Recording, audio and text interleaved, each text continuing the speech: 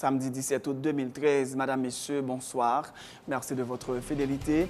Bienvenue dans ce nouveau numéro de Pulsation Week-end. À la une de l'actualité, Enol Floristal, le citoyen qui avait endossé la plainte contre la femme et le fils aîné du président Michel Martelly pour corruption, a été arrêté vendredi soir au Champ de Mars. Il est gardé à vue au commissariat de Port-au-Prince. Enol Floristal aurait été brutalisé par la police selon le Réseau national de défense des droits humains qui dénonce une arrestation politique.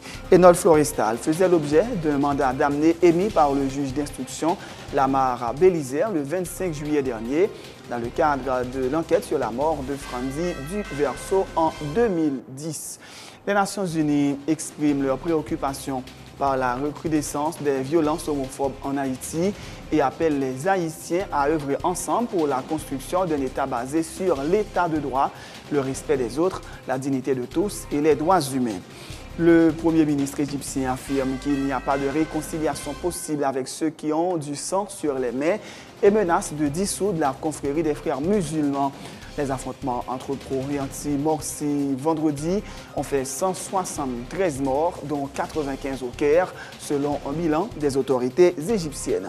Le bilan des victimes du naufrage vendredi d'un ferry aux Philippines ne cesse de s'alourdir. On compte plus de 30 morts et 171 personnes portées disparues. Et les recherches d'éventuels survivants ont été suspendues samedi en raison du mauvais temps. Samir Lene, en finale, dimanche du triple saut aux mondiaux d'athlétisme, reçoit les félicitations de la ministre des Sports qui encourage les Haïtiens à le soutenir.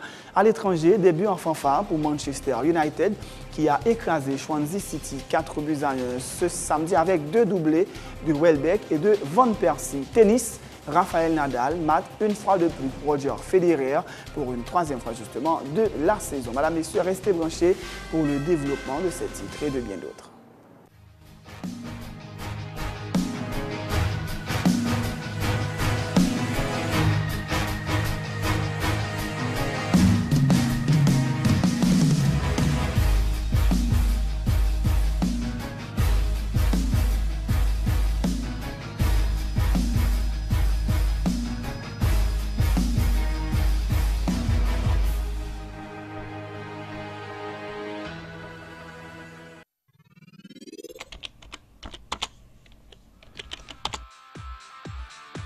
Bienvenue dans cette édition d'Information Pulsation, l'essentiel de l'actualité de la journée. Merci de votre fidélité. Bienvenue dans ce premier numéro de Pulsation Week-end.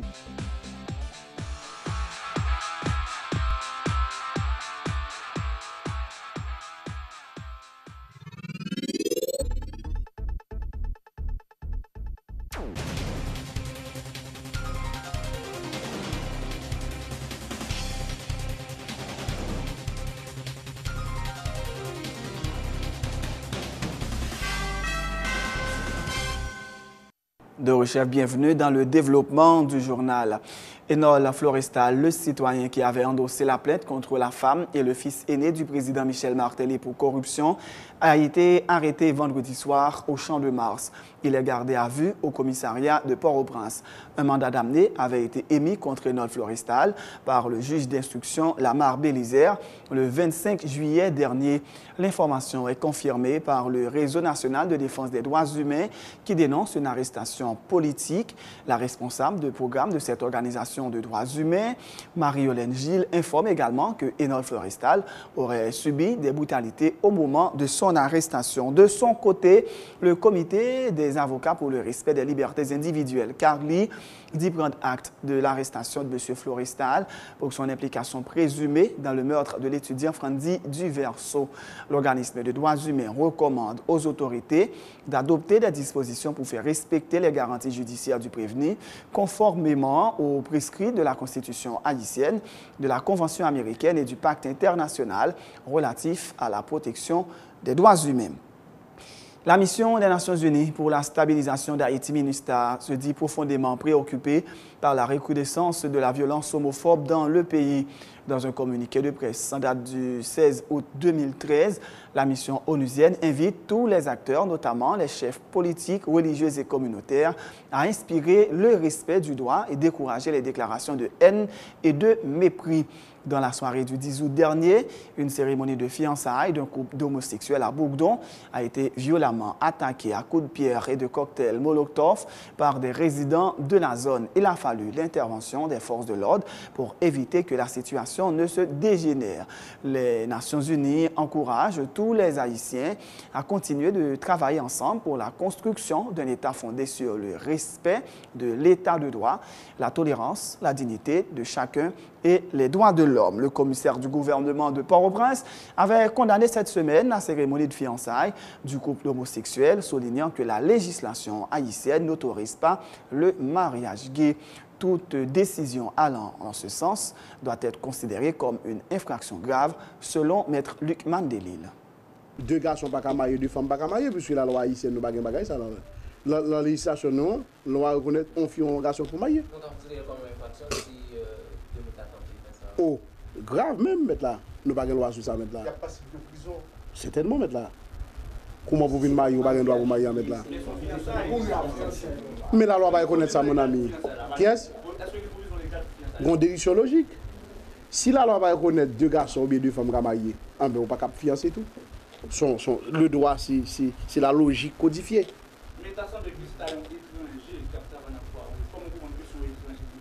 En tout cas, moi, je pense que l'étranger, que l'haïtien, la loi pas reconnaître deux garçons et deux filles à marier. Voilà. La POHDH a publié mercredi le rapport de son enquête sur la situation des locataires et propriétaires des maisons sous menace d'expropriation au centre-ville de Port-au-Prince. Des locataires, propriétaires, résidents et gérants des propriétés bâties au centre-ville ont été interrogés dans le cadre de cette enquête réalisée suite à l'arrêté présidentiel du 25 mai 2012 abrogeant celui du 2 septembre déclarant le centre-ville comme zone d'utilité publique. Le secrétaire exécutif de la POHDH, Antonal Mortimé, juge la situation assez préoccupante et qu'elle peut prendre une ampleur considérable si les autorités ne respectent pas les droits des personnes concernées par le processus d'expropriation pour cause d'utilité publique qu'il estime toutefois nécessaire.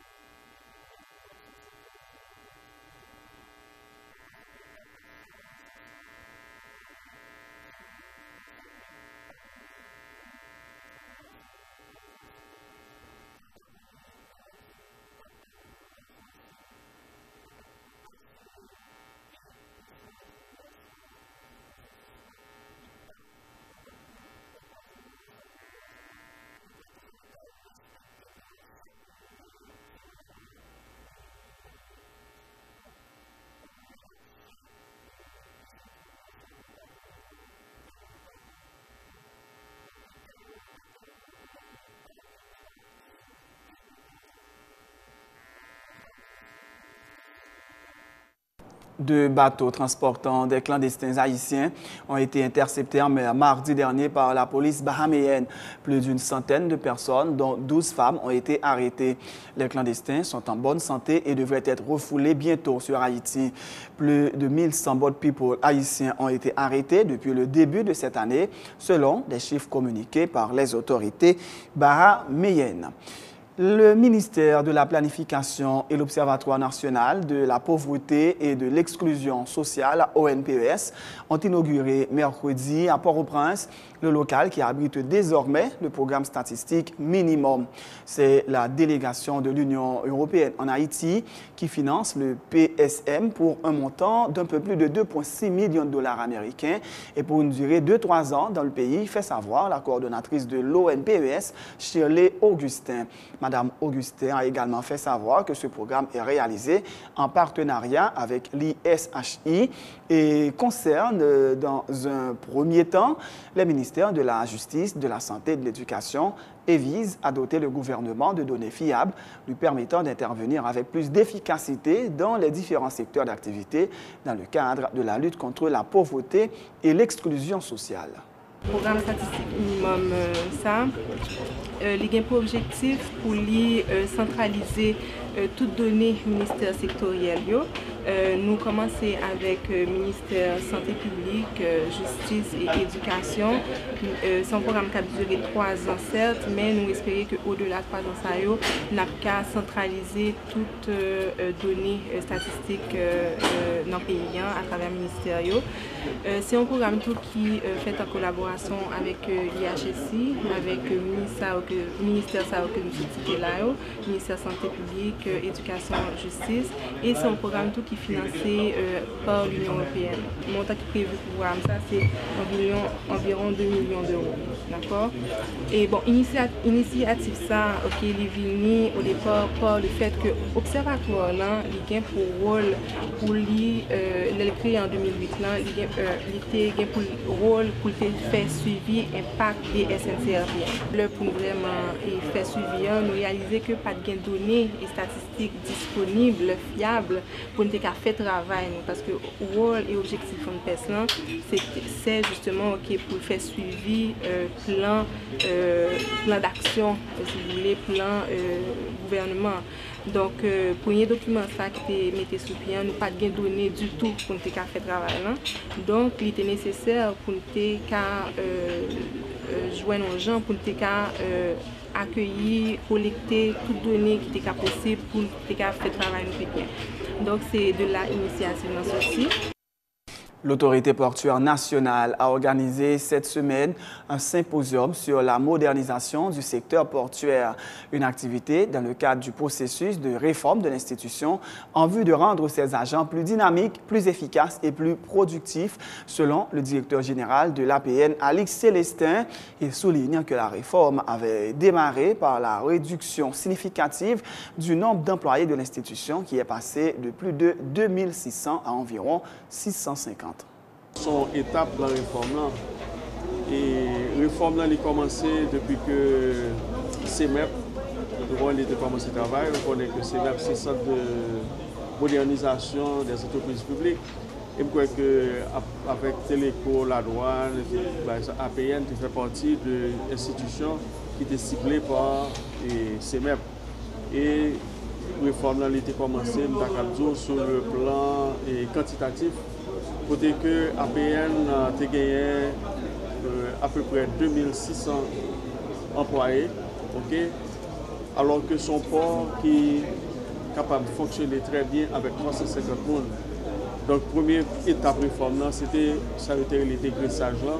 Côté que pléthore d'employés, nous te remercier. Nous te remercier en partie là-dedans et nous te venus arriver à près de 700 employés.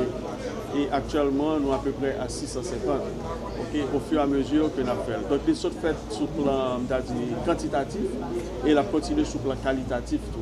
Parce qu'en même temps que nous avons formé et employés, pour être capable plus productif, pour être capable gagner des outils de gestion qui sont applicables à la gestion port. En même temps que nous avons fait ça tout, on a penché nous sur fonction corps et comment que l'y articuler avec activité secteur privé qui est l'activité portuaire en tout. Et nous rendons compte que la réforme, il faut que nous rénovions le cadre légal. Parce que le cadre légal n'est pas approprié, parce qu'il est inadéquat et par rapport à ce qu'a fait Kounia dans le secteur maritime. Par exemple, dans tout port, on voit que le secteur de régulation avec exploitation, c'est deux barres différents. Alors que le port de Port-au-Prince, APN fait tout en même temps. Participant au symposium sur la modernisation de l'APN, le ministre de l'Économie et des Finances, Wilson Lalo, a mis l'accent sur la nécessité de moderniser les ports du pays en vue d'en tirer le meilleur parti et favoriser le développement d'Haïti. Pour Wilson Lalo, il y a lieu de mobiliser les secteurs privés national et international dans la dynamique de modernisation des ports du pays, de manière, dit-il, à repositionner le secteur portuaire pour qu'il puisse mieux remplir son rôle catalyseur dans le développement du pays. Haïti a une chance d'être accessible via la mer et nous devons en profiter au maximum, a dit le grand argentier du pays. Pour pays, pour l'économie pays à développer, il faut que toute grande zone pays soit connectée par des ports et qui en principe est beaucoup plus facile parce que nous avons une autoroute que la nature bat nous et côté nous avons la mer que ne pas exploiter à fond. Et là, donc, il faut regarder comment mobiliser le secteur privé national là et le secteur privé international là, étant donné que c'est un secteur qui est très rentable. Donc, l'objectif symposium matin, c'est permettre justement que l'échange au fait entre le secteur maritime, le secteur privé, et gouvernement, etc., et institutions internationales, pour nous réfléchir, pour nous voir comment moderniser le secteur portuaire là, et comment repositionner APN pour favoriser vraiment un développement harmonieux à la fois du domaine portuaire, mais également de l'économie nationale. Il y a à peu près 44 pays sur la Terre qui n'ont même pas gagné accès à la mer.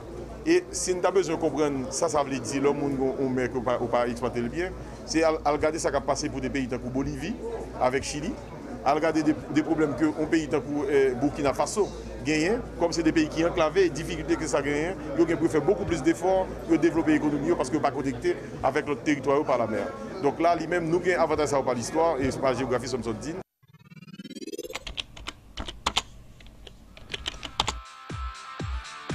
Bienvenue dans cette édition d'Information Pulsation, l'essentiel de l'actualité de la journée. Merci de votre fidélité. Bienvenue dans ce premier numéro de Pulsation Week-end.